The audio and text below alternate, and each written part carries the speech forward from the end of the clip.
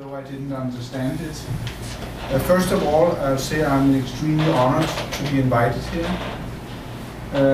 My task today is to present data from the SCOUT study with focus on safety and how to interpret those safety signals for the future of this compound. I need to say that I'm not an endocrinologist, I'm not an obesity expert, I'm a cardiologist. As such, I have multiple heart outcome trials in myocardial infarction in my past. I worked in principle with myocardial infarction, heart failure, and atrial fibrillation. I was invited as a cardiologist. We were 2 cardiologists invited to take part in the SCOUT steering committee, which was headed by Professor Philip James from London, and where Professor Vladimir Coutinho from this city also was there. And then with conflict of interest, by serving on the steering committee of SCOUT, I did work with Abbott, and then I have some ties with Abbott, but only those ties. Just very briefly, for those not familiar with sibutramine. Sibutramine is a serotonin norepinephrine reuptake inhibitor, which actually was originally developed to be an antidepressant compound. It does have central and peripheral effects, and they found out quite early in development when they gave it to humans that nothing happened to mood, but that people lost weight. It increases satiety, and it does also have some important side effects. It increases the heart rate, and about just a few beats per minute, and it increases blood pressure. Very little, but statistically significant, 1 to 3 millimeters of mercury. It is quite an effective drug. What you can get, this is clinically relevant, you can get a 5% weight loss, which by Food and Drug Administration in the United States is defined as what is required for a weight loss drug to be meaningful. These results I show here are pooled results from multiple sibutramine studies.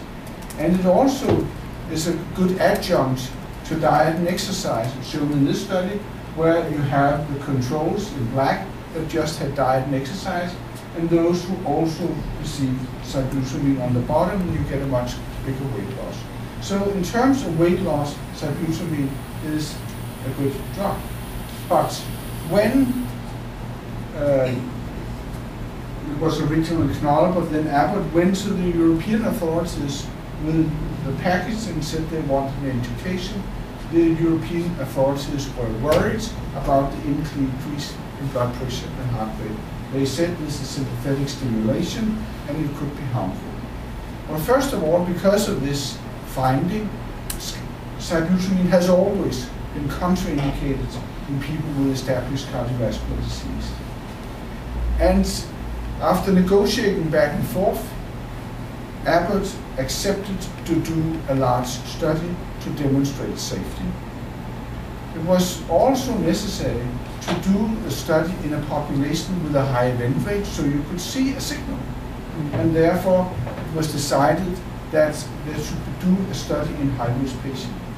At that time, Vladimir Coutinho, I, and others were called to form a steering committee.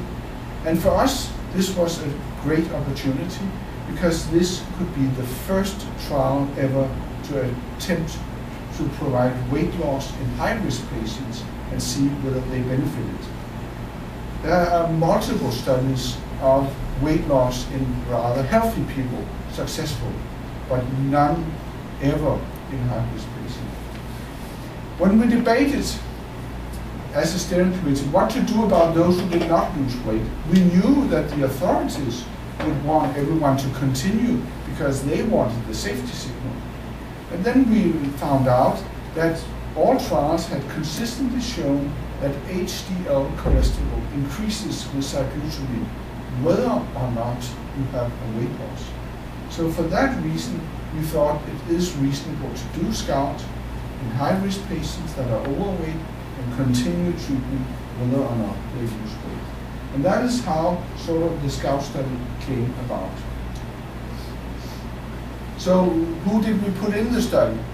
Those who are familiar with cardiovascular trials will recognize the HOPE study done many years ago with an ACE inhibitor in moderate risk patients. But here we have a mixture of three populations. One were patients with diabetes and a risk factor. That could be hypertension, it could be, that's the column to the left, dyslipidemia, it could be smokers, or microalbuminuria. Or they should have established prior cardiovascular disease, which could be myocardial infarction, various treatments, cerebrovascular disease, peripheral arterial occlusive disease, percutaneous angioplasty, etc., etc. So everything that in general in society defines people as a cardiovascular disease.